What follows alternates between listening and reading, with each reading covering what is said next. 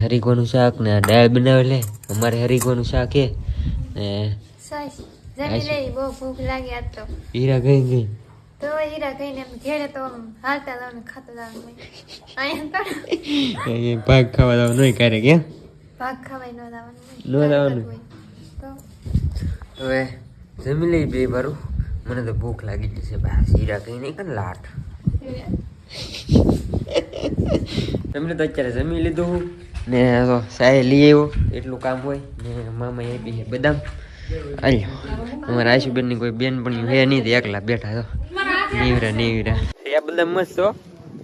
આમાં કાંઈ ઘટે નહીં ભાઈ હા આપણે બદામ લાવ્યા ખાવાની કામ હોય બાકી ખારી ગયો લાગી ગયો મોબાઈલ ઘુમાડવા કારખાનું અત્યારે તો ખાલી હોય કા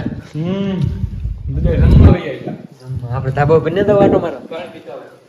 કીધું ને જ્યાં નથી ને